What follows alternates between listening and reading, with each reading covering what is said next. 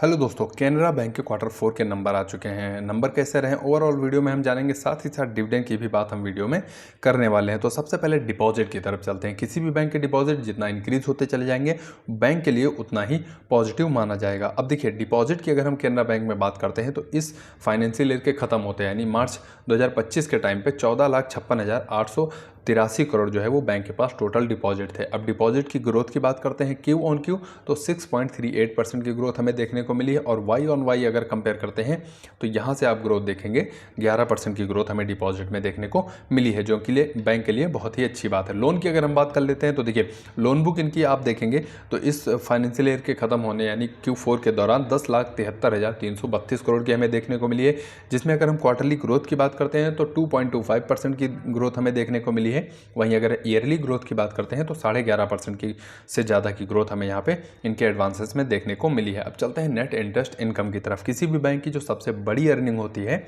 वो होती है नेट इंटरेस्ट इनकम। अगर इसको आप इस क्वार्टर में देखेंगे 9,442 करोड़ हमें देखने को मिला है। और क्यू ऑन क्यू ग्रोथ आप देखेंगे तो 3.2% की ग्रोथ यहाँ पे देखने को मिली है। ईयरली यहाँ पे डी ग्रोथ हमें देखने को मिली है, जो कि बैंक के लिए बहुत ही खराब बात है।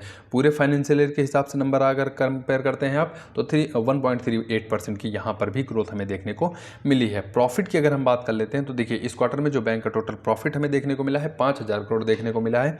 क्वार्टरली कंपेयर करते हैं तो लगभग 22% के आसपास यहाँ पर ग्रोथ देखने को मिली है। अगर ईयरली आप प्रॉफिट को कंपेयर करेंगे तो 33% से ज़्यादा की प्रॉफिट में ग्रोथ हमें देखने को मिली है, जो कि बैंक के लिए बहुत ही अच्छी बात है। अब उसके बाद चलते हैं कुछ पैरामीटर्स देखते हैं। तो देखिए, अगर हम इनके ग्रॉस एनपीए का रेशियो देखते हैं तो बैंक का पिछले कुछ क्वार्टर से ग्रॉस एनपीए का रेशियो कम होता चला जा रहा है, जो कि जितना ही कम होगा उतना बैंक के लिए बहुत ही अच्छी बात है। अब प्रॉफिट को अगर आप देखेंगे तो यहाँ पे एक कंसिस्टेंट परफॉर्मेंस जो है वो बैंक की तरफ से दिखाई गई है। प्रॉफिट आप देख रहे हैं पिछले कुछ क्वार्टर से बैंक का इंक्रीज होता हुआ हमें देखने को मिला है। पीसीआर की बात कर लेते हैं यानी प्रोविजन कवरेज रेशियो की बात कर लेते हैं। एक अच्छा और हेल्दी पीसीआर रेशियो हमें यहाँ पर बैंक का देखने को मिल रहा है। उसके बाद चलते हैं निम्स, जो कि बैंक के लिए सबसे बड़ा सरदर्द बना हुआ है। नेट इंटरेस्ट मार्जिन का लगातार गिरते रहना। अब बैंक ऑफ बड़ौदा के केस में जब मैं एनालिसिस कर रहा था तब भी मैंने बताया था कि वहाँ पे जो बैंक के निम्स थे वो भी लगातार गिरते हुए जा रहे थे, और उसका इम्पैक्ट हमें ये देखने को मिला था कि शेयर प्राइस में 10% के आसपास